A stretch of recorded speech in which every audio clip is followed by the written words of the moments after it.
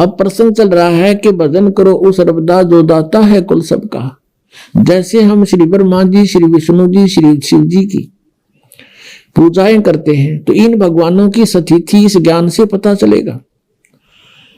अब क्या होता है कि जब भगवान शिव ने देखा कि अस्थि पिंजर भी नहीं रहा तेरे पास, फिर उसका मोह भंग हो गया। मोह भंग हुआ तो उसने जो सोचा कि ये हालत मेरी किस कारण से हुई। उसने अपनी सूझबूझ से ये ढूंढा, इसका कारण खोजा कि भी मैंने विवाह करवाया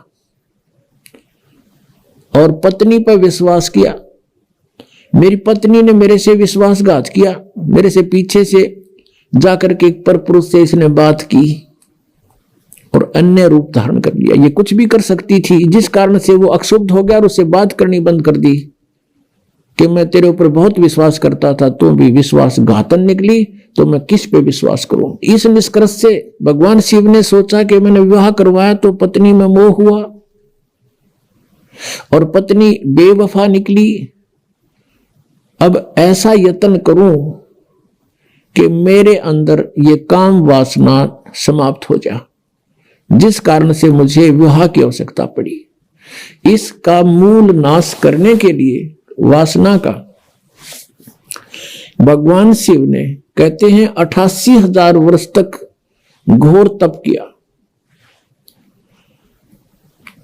और कहते हैं ये काल ये चाहता है कि कोई भी यहां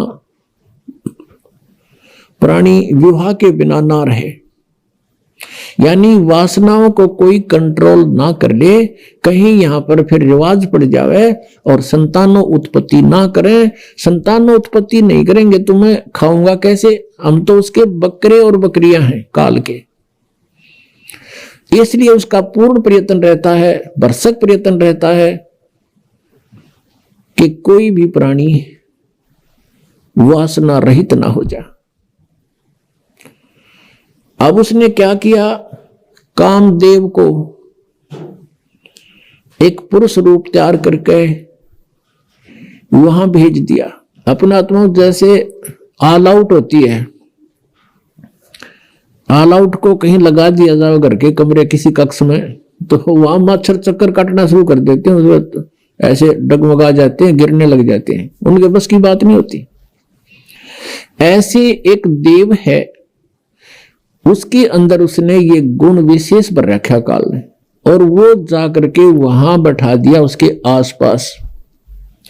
तो उसके कारण भी भगवान शिव जी में कोई अंतर नहीं हुआ, वो तप करता ही रहा। फिर उसने कामदेव ने अपनी पत्नी, उसका नाम रति है, उसको भेजा। वो बहुत खूबसूरत है, भगवान शिव के सामने डांस करने लगी। उसने सारा कुछ कर लिया, भगवान शिव पर कोई असर नहीं हुआ।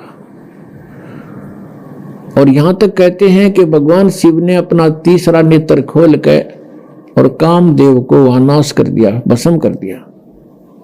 तो फिर ये सब काल के जाल हैं जो ब्रह्मा विष्णु महेश के भी समझ में नहीं आई थी ये बातें। भगवान शिव ने सोच लिया कि मैं अब वासना रहित हो गया, अब ना रहेगा बांस ना बजेगी बांसुरी, ऐसा काम कर दिया। वहां से चल पड़े, अपना आराम से विचरने लगे, घूमते रहते हैं, बैठते हैं, फ्री आराम से रहते हैं। अब काल ने सोचा भैया तो बात बिगड़ेगी, दूसरे और देखम देखा ये ऐसे ही फिर बैठ जाएंगे हठ योग करने के लिए, यह तो बात बनी नहीं, कहीं औरों की भी रुचि ना हो जाए, हम भी भगवान शिव जी की तरह से वासना रहित होएं। क्योंकि सभी ऋषि महर्षि जब साधना की तरफ चलते हैं, ये पांचों विकार इनकी गुद्दी में आ बैठते हैं, पहले से अधिक प्रभावित हो जाते हैं। तो सभी ने ये चेष्टाएं की थी कि किसी ना किसी तरह पहले इन्हीं राक्षसों को नाश करें और फिर भक्ति करें। ये भी काल का जाल था, बिना ज्ञान के डले नहीं डोए। तो अब भगवान शिव जी की कथा को पूरा करते हैं, फिर ऋषियों को लेंगे। अब क्या हुआ, अब काल ने ब्रह्म ने सोचा ये और व्यक्ति नो सोच बैठेंगे ऋषि महर्षि, भगवान शिव ने तो कर दिया काम, ये तो वासना रहित हो गया और हम पीछे रह गए, कहीं वो बीजा समाधि लाओ, इस तो पहला कर दूं काम। कुछ दिन के बाद शिव जी के अंदर प्रेरणा भर दी काल ने कि सुना है हमने कि जब सागर मंथन किया था उस समय विष निकला था, उस विष को मैंने पान कर लिया था, पी लिया था, जिस कारण से मैं अचेत हो गया था। और जो बताते हैं उसमें से अमृत निकला था या शराब निकली थी, दारू, मदिरा, 2 कलश निकले थे। राक्षसों ने अमृत का कलश उठा लिया था और राक्षस यदि अमृत पी जाते तो अमर हो जाते। इसलिए भगवान विष्णु ने एक मोहिनी रूप बनाकर एक स्त्री का और राक्षसों में जाके डांस किया था। कहते हैं बहुत सुंदर थी वो मोहिनी रूप में, भगवान बड़े सुंदर लग रहे थे और राक्षस मोहित हो गए थे। राक्षसों से वो अमृत का कलश सिर पे रख के डांस करती करती उनको मदहोश कर दिया था। वो कलश दूसरी तरफ पकड़ा दिया था और मदिरा का कलश सिर पे रख के वापस उनको दे दिया था। तो उस समय भगवान विष्णु कहते हैं मोहिनी रूप में बड़े खूबसूरत लग रहे थे। अब भगवान शंकर के मनमाई के भगवान विष्णु के पास चलते हैं, तो ठाली हो गया था ना पार्वती साथ में, तो चलो वहां बातचीत करते हैं और उनसे वो रूप देखूंगा। अब मैं होश हवास में हूं भाई, उस रूप को पूछूंगा कैसा रूप था, एक बार बना के दिखाओ। इस उद्देश्य से भगवान शिव जी आगे विष्णु जी के लोक में और बैठ गए उनकी पौड़ी में आके, उनके गेस्ट रूम में बैठ गए। विष्णु जी पता लगा अंदर से आए, कुशल मंगल हुई। कुछ देर के बाद भगवान शिव ने अपना उद्देश्य जाहिर किया, प्रकट किया कि मैं इस उद्देश्य से आया हूं। मैंने सुना है कि आपने सागर मंथन के समय एक बहुत सुंदर मोहिनी रूप बनाया था, भगवान मैं देख नहीं सका था, आज कृपा मुझे वो रूप बनाकर दिखा दो। भगवान विष्णु हंसने लगे कि हे भोलेनाथ, वो तो कोई सर्कमस्टांस थे और जब वो बनाना पड़ गया, ये बताओ नहीं रूप बनाऊं, कोई बात हुई या मुझे शर्म लगेगी। अब भगवान शिव जी कहने लगे कि जब तक आप मुझे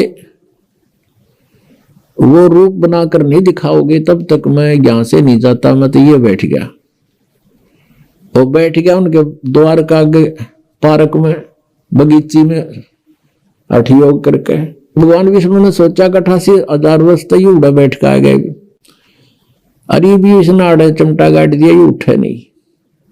इससे पीछा छुटवाने के लिए भगवान विष्णु ने कहा, वहां तो उनसे कहा कि नहीं ऐसा नहीं हुआ करता, ये मुझे शर्म आती है, मैं नहीं ऐसा कर सकता। यूं कह के अपने घर में अंदर चले गए महल में। वहां से अंतर ध्यान हो गए और उसी बाग में, सामने भगवान विष्णु का बाग था उस रेस्टोरेंट का, उसमें कुछ दूरी पर एक सुंदर लड़की का रूप धारण कर लिया। और भगवान शिव जी की दृष्टि जब पड़ी, भगवान शिव जी उठ कर चाल पड़े हैं और वो मोहिनी रूप आगे आगे चलने लगा, वो पीछे पीछे। भगवान ने भी स्पीड पकड़ दी, अच्छे दूर तेजी से चलने लगा और वो कभी वृक्षों से इधर हो जावे, कभी इधर से, और जाके भगवान शिव ने उसका हाथ पकड़ लिया। पहले भगवान शंकर पूछ रहे थे विष्णु जी से कि ईसा मोहिनी रूप के हो गया, सारे बावले बना दिए हुए, राक्षस उन सेनारे आग भी, तो उसने कलश भी बदल दिया, ऐसे कभी हो सकता है? नू कह रहे थे। तो जब उसने देखा भगवान शिव जी न सीधे चल पड़े, लड़की तो ऐसे ऐसे चल रही है छड़ों से कांटों से बच के, और भगवान शिव जी सीधा कांटा में गव लिया बाईपास, और जाकर उस लड़की का हाथ पकड़ लिया। जो ही उसने हाथ छुआ उसी समय भगवान विष्णु जी अपने रूप में खड़े हो गए और हंसने लगे। अग बोले नाथ उनको न्यू मूर्ख बना दिया, जैसे इतने काटे भी ना दिखे, माए छड़ा में कहा गया सीधा। और उधर से वह वासना कित गई, 88,000 वर्ष डेढ़ ढोकाया तू, कहां गई वो साधना तेरी? इसके विषय में परमेश्वर कबीर जी कहते हैं जैसे अग्न काष्ठ के माही, है व्यापक पर दिखे नाही। ऐसे कामदेव पर चंडा, व्यापक सकल दीप नो खंडा। कि जैसे अग्नि काष्ठ के अंदर लकड़ी में विद्यमान है पर दिखाई नहीं दे रही, ऐसे ही ये वासना आपके प्रत्येक प्राणी के अंदर विद्यमान है। और जब ही इसको थोड़ी सी भी कहीं से आंच मिल जाएगी, आग ज्यों की त्यों है। परमेश्वर कहते हैं जिन साधनाओं को तुम कर रहे हो, इनके आधार से विकार मरे मत जानियो। जैसे भूबल में आग, जैसे गोस्सा होता उपले, या कोई अग्नि को जो लकड़ी जल जाती है, धंधकती रह जाती है, उसको अंगार बोलते हैं। उस अंगार को राख में दबा दिया जाता है और कुछ घंटों के बाद उस राख को ऊपर से ऐसा लगता है जैसे ये बिल्कुल शांत हो चुकी है, उसमें कोई हीट नहीं रहती, गर्मी नहीं होती। और जब उसको निकाला जाता है तो वो आग, वो लकड़ी पहले से भी अधिक तेज मिलती है, धंधकती मिलती है, वो कोयला। तो यहां परमात्मा कहते हैं जो साधनाएं तुम करते हो, ये व्यर्थ प्रयत्न डले ढो रहे हो। विकार मरे मत जानियो, जो भूबल में आग, ये थोड़े से दिन शांत हो जाते हैं और जब भी अवसर आता है ये नो के नो एज इट इज मिलते हैं। इनका तरीका बताया परमात्मा ने, जो हम साधना बताएं और ज्ञान आधार से ये आपके जो विकार हैं ये शांत हो जाएंगे और धीरे धीरे ये बिल्कुल नॉर्मलाइज हो जाएंगे। खत्म नहीं होते लेकिन नॉर्मलाइज हो जाएंगे और ज्ञान के रस्से से ये बांध दिए जाएंगे, फिर ये हिल नहीं सकते। अब कितना ही शरारती पशु है, उसने अच्छा करड़ा बांध दिया मोटे रस्से थे, वो करें जाएगा फू फू, अपनी थोड़ी बहुत रेंज होती है उसकी, तो वो हानि नहीं कर सकता। ऐसे ये परमात्मा के ज्ञान से और इस भक्ति की शक्ति से ये ऐसे कंडम हो जाएंगे। ये बकवास करेगा, मन की आदत है, क्योंकि किस ब्रह्मांड का स्वामी है, लेकिन इस ज्ञान रूपी रस्से ये इतना तगड़ा बांध दिया जाता है, ये अपनी मर्यादा को लांघ नहीं सकेगा।